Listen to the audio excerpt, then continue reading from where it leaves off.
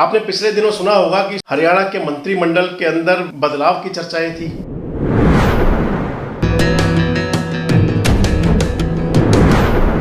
प्रधानमंत्री नरेंद्र मोदी मुख्यमंत्री मनोहर लाल से पूछते हैं कि क्या वो खुश हैं। हरियाणा प्रदेश के अंदर बड़े बदलाव की चर्चाएं जरूर चल रही हैं।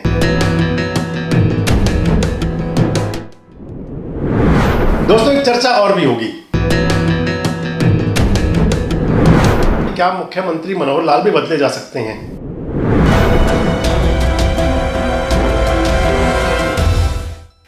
दोस्तों नमस्कार।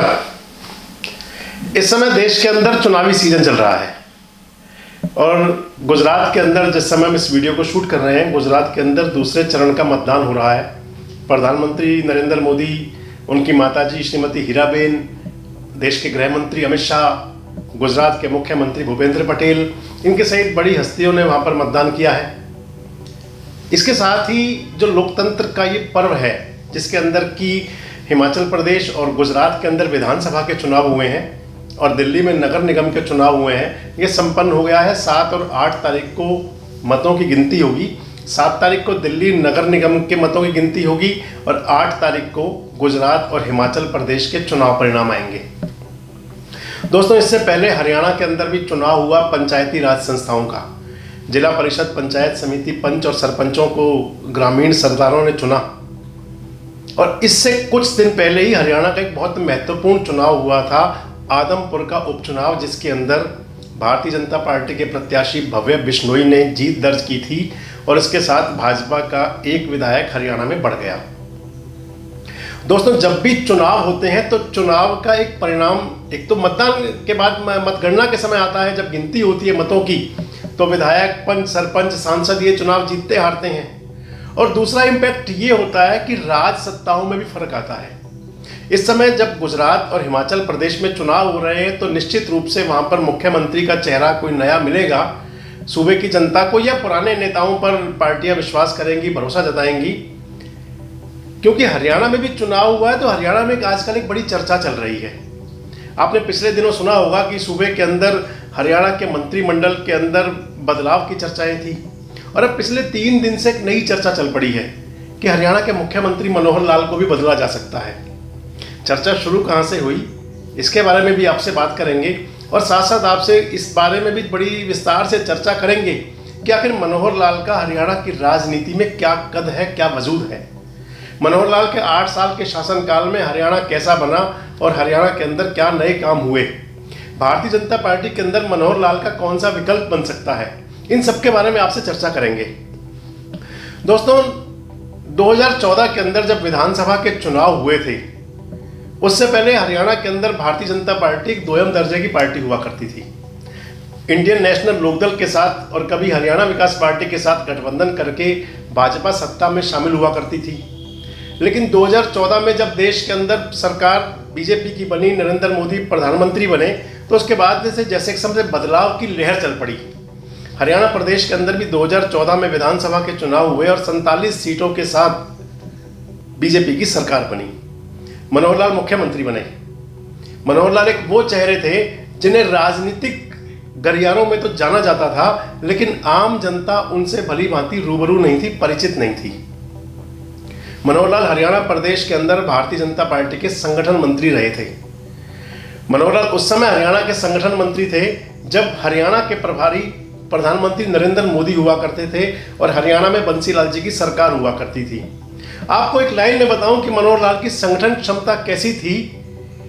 लोग कम जानते होंगे कि जो हरियाणा विकास पार्टी और भारतीय जनता पार्टी के गठबंधन में दरार आई थी, उसकी भूमिका में, उसके पार्श्व में कहीं ना कहीं मनोहर लाल खट्टर थे। खैर, आज इस बात की चर्चा का कोई विशेष प्रयोजन नहीं था, लेकिन क्योंकि भविष्य और वर्तमान हमेशा इतिहास की बुनियाद पर चला करते हैं, तो इसलिए मैंने आपको हरियाणा की राजनीति के उस इतिहास के बारे में बताया जब मनोहर लाल हरियाणा की राजनीति में सक्रिय थे। बात वापस करते हैं 2014 में, जब हरियाणा प्रदेश के अंदर मनोहर लाल जी मुख्यमंत्री बने, भाजपा की सरकार बनी, 47 विधायकों के पूरे बहुमत के साथ हरियाणा में भाजपा आई और उसके बाद में लोकसभा के चुनाव हुए 2019 के। जिसके अंदर की भारतीय जनता पार्टी को 10 की 10 सीटें मिली। एक और चुनाव हुआ जींद का उपचुनाव, जींद विधानसभा का। जींद ऐसा एरिया है जो कभी, यानी कि उसको जाट लैंड की राजधानी के रूप में जाना जाता है। वहाँ पे कभी भी भाजपा के विधायक नहीं बने थे, लेकिन उपचुनाव में भारतीय जनता पार्टी के विधायक बने कृष्ण मिड्ढा, जो आज भी दूसरी बार भी विधायक हैं। यानी कि 2 परीक्षाएं थी उस समय कि 2014 से 2019 की सरकार में, जिसमें मनोहर लाल सोने की तरह तपकर खरे निकले थे। दोस्तों, 2014 से 2019 की सरकार में, यानी कि मनोहर सरकार पार्ट 1 के अंदर हरियाणा प्रदेश के अंदर एक बड़ा आंदोलन भी हुआ था, जिसे जाट आरक्षण आंदोलन के नाम से जाना जाता है।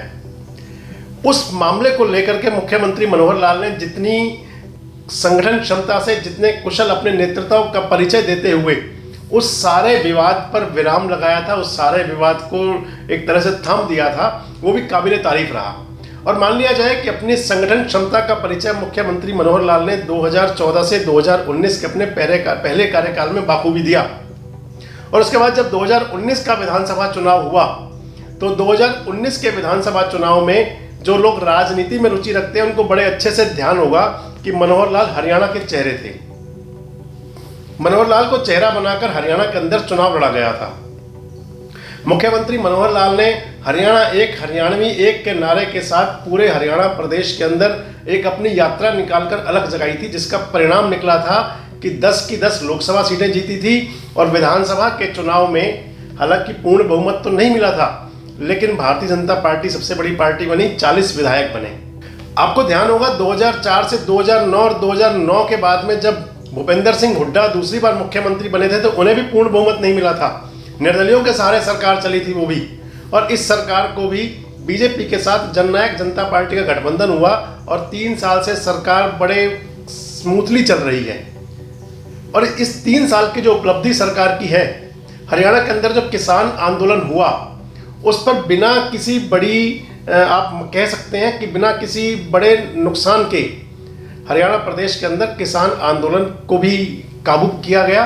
और उसके बाद में किसानों को बड़े अच्छे तरीके से मान मनुहार करके उनके साथ में समझौते हुए, और जिसका परिणाम यह मिला कि हरियाणा प्रदेश के अंदर 3 विधानसभा के उपचुनाव हुए।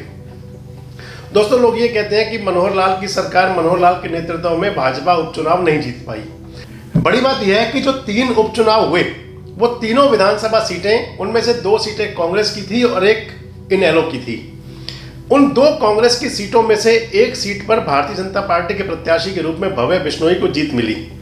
इस तरह अगर कहा जाए कि मनोहर सरकार पार्ट 2 के अंदर, जहां किसान आंदोलन के साथ में बड़ी सूझबूझ के साथ में उसका निदान हुआ, और उसके साथ साथ विधानसभा के 3 उपचुनावों में से, जिनमें से कि एक भी सीट पर भारतीय जनता पार्टी पहले नहीं थी, भाजपा के एक प्रत्याशी को जीत मिली और 40 से बढ़कर भाजपा के हरियाणा के अंदर 41 विधायक हो गए।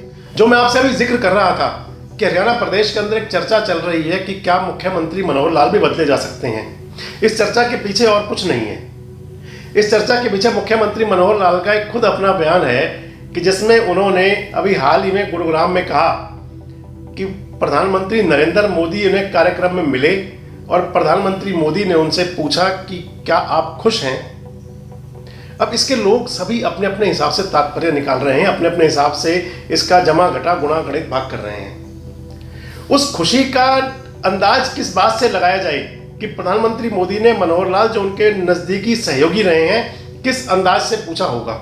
जो मनोहर लाल के विरोधी हैं वो उस बात को इसमें लेकर के चल रहे हैं, जिला परिषद के चुनावों में भारतीय जनता पार्टी का प्रदर्शन अच्छा नहीं रहा। आपको एक लाइन में बता दें कि हरियाणा के अंदर जिला परिषद के चुनाव में भारतीय जनता पार्टी 6 जिलों में अपने सिंबल पर चुनाव लड़ी थी। 102 सीटों पर भाजपा के प्रत्याशी उतरे थे, जिनमें से 22 सीटों पर कमल खिला। मान लिया कि इसके अंदर कहीं कमी रह गई। गांवों के अंदर जो छोटा चुनाव होता है वो आपसी चुनाव होता है, लेकिन जिन लोगों को जीत मिली वो भी कहाँ मिली। जो पंचायत के चुनाव हुए जिला परिषद के लिए, आपको बता दें कि पंचायत के जिला परिषद के चुनाव के लिए भाजपा ने जहां 102 सीटों पर अपने प्रत्याशी उतारे थे, इंडियन नेशनल लोकदल ने 74 सीटों पर अपने प्रत्याशी उतारे थे, उनके 14 प्रत्याशी जीते। आम आदमी पार्टी ने 101 सीटों पर प्रत्याशी उतारे थे, उनके 15 प्रत्याशी उतरे। जननायक जनता पार्टी ने 10 सीटों पर अपने प्रत्याशी खड़े किए थे, उनके मात्र 2 जीते। कांग्रेस ने एक भी सीट पर अपना प्रत्याशी खड़ा करने की हिम्मत नहीं दिखाई थी और बाद में ये कहा कि सभी प्रत्याशी उनके जीते हैं। खैर, हम इन सबकी गहराई में नहीं जाएंगे, लेकिन एक बात जरूर कहेंगे कि इस समय 22 की 22 प्रदेश की जिलों के अंदर जिला परिषद के चेयरमैन पद के लिए चुनाव की भागदौड़ हो रही है और माना यह जा रहा है कि 22 के 22 जिलों में भाजपा समर्थक लोग जिला परिषद के चेयरमैन चुने जाएंगे। ऐसा मैंने आपसे एक बार पहले भी कहा था। खैर, अगर मुख्यमंत्री मनोहर लाल को प्रधानमंत्री मोदी द्वारा यह पूछा जाना कि क्या आप खुश हैं, अगर उनके विरोधी या कुछ अखबार नवीस इस बात से लगा रहे हैं कि पंचायत चुनाव परिणाम को लेकर वह सवाल होगा, तो क्या वह सवाल आदमपुर उपचुनाव के परिणाम को लेकर नहीं हो सकता? क्या इस कारण से नहीं हो सकता कि आदमपुर के अंदर भारतीय जनता पार्टी ने मुख्यमंत्री मनोहर लाल के नेतृत्व में, प्रदेश अध्यक्ष ओम प्रकाश धनखड़ के नेतृत्व में बड़ी बेहतरी से चुनाव लड़ा और आदमपुर के अंदर पहली बार कमल खिला। भव्य बिश्नोई के रूप में भारतीय जनता पार्टी का प्रत्याशी चुनाव जीता। भले ही कुछ लोग इसे इस लाइन में लेते हो कि वो भजनलाल की परिवार की पैतृक परंपरागत सीट है, लेकिन इस उपचुनाव को जिन लोगों ने नज़दीक से देखा है, हमने भी उस उपचुनाव को बड़े नज़दीक से देखा था, तो उस उपचुनाव के अंदर आदमपुर के उपचुनाव में भाजपा प्लस भव्य जी मिलकर के चुनाव जीते, भजनलाल परिवार प्लस भाजपा मिलकर के चुनाव जीते। मनोहर लाल का उस चुनाव के अंदर पूरा दखल था। 1 नवंबर को जो विधानसभा क्षेत्र के अंदर आदमपुर मंडी में जो रैली हुई थी, उसने आदमपुर में चुनाव की इबारत लिखी थी। जो लोग पहले यह कहा करते थे कि नज़दीकी मुकाबला होगा, 1 नवंबर को मुख्यमंत्री की रैली के बाद में वहाँ समीकरण बदले थे और भव्य बिश्नोई 15,000 से अधिक वोटों से चुनाव जीते थे। दोस्तों, एक चर्चा और भी होगी। जब प्रधानमंत्री नरेंद्र मोदी अगर मुख्यमंत्री मनोहर लाल से यह पूछते हैं कि क्या वो खुश हैं, तो क्या उसके पीछे एक तात्पर्य यह भी हो सकता है कि 2 पुराने मित्र, 2 ऐसे नेता जो कभी एक प्रदेश के ही, एक नेता प्रभारी थे और दूसरे नेता संगठन मंत्री थे, जो दोनों कभी हमरा रहे थे, यदि मिलने पर एक दूसरे का हाल नहीं पूछेंगे तो और क्या करेंगे। खैर, एक चर्चा और चली। एक अखबार की वेबसाइट में लिखा था कि मुख्यमंत्री मनोहर लाल ने आरएसएस के कुछ नेताओं के साथ, कुछ पदाधिकारियों के साथ बैठक करके कहा कि हो सकता है यह समय ज़्यादा ना चले। तो मुख्यमंत्री मनोहर लाल को जो लोग नज़दीक से जानते हैं या जिन्होंने उनके बारे में थोड़ा सा भी जाना है, तो मनोहर लाल ने कभी भी खुद को संगठन से ऊपर कभी नहीं समझा। हम आपको एक बात बताते हैं कि 2014 के चुनाव से पहले की बात थी। उस घटनाक्रम को, उस बात का मैं खुद भी साक्षी था, जिसके अंदर मुख्यमंत्री मनोहर लाल ने कहा था कि उनके अंदर पार्टी और संगठन सब कुछ है, इसके अलावा और कुछ भी नहीं है। मुख्यमंत्री मनोहर लाल को अगर यह कहा जाए कि वो एक संत की कैटेगरी में है, तो कोई बड़ी अतिशयोक्ति वाली बात नहीं है। खैर, आज जब मुख्यमंत्री बदले जाने की चर्चा चल रही है, मुख्यमंत्री बदले जाने की बात चल रही है, तो एक बात और जरूर होगी कि इस समय हरियाणा प्रदेश के अंदर मुख्यमंत्री मनोहर लाल के कद का कौन सा नेता भारतीय जनता पार्टी में है। हालांकि भारतीय जनता पार्टी एक ऐसी कैडर बेस्ड पार्टी है कि जिसके अंदर पार्टी के किसी नेता के चेहरे पर नहीं, बल्कि संगठन के नाम पर, संगठन के यानी कि फूल के निशान पर सारी बागडोर चलती है। लेकिन जब भी कभी राजनीतिक फैसले किए जाते हैं, तो उसके अंदर हमेशा राजनीतिक गणित का मोल भाव, राजनीतिक गणित का गुणा भाग जरूर किया जाता है। जिस प्रकार की चर्चाएं चल रही हैं, अगर इनको एक बार भी यह कहा जाए कि इन चर्चाओं में कोई दम नहीं है, तो कोई अतिशयोक्ति नहीं होगी। अगर यह कहा जाए कि 2024 का चुनाव भी भारतीय जनता पार्टी मुख्यमंत्री मनोहर लाल के चेहरे पर ही लड़ सकती है, तो इस बात में भी कोई बड़ी अतिशयोक्ति नहीं होगी। खैर, क्या होगा क्या नहीं होगा, यह सब भविष्य गर्भ में है। लेकिन एक बात जरूर है कि हरियाणा प्रदेश के अंदर बड़े बदलाव की चर्चाएं जरूर चल रही हैं। अब यह बड़ा बदलाव किस स्तर पर होगा, मंत्रिमंडल में बदलाव होगा, संगठनात्मक बदलाव होगा, किस प्रकार का बदलाव होगा, इस पर आपके साथ साथ हम भी नजर रखेंगे और समय समय पर आपको इससे रूबरू कराते रहेंगे। दोस्तों, इस प्रकार के कार्यक्रम देखने के लिए हमारे साथ जुड़े रहिए, देखते रहिए देश रोजाना। नमस्कार, धन्यवाद। हमारे साथ जुड़े रहने के लिए देखते रहिए देश रोजाना का YouTube चैनल सब्सक्राइब कीजिए। साथ ही देश रोजाना की खबरें सबसे पहले देखने के लिए प्रेस कीजिए बेल आइकन।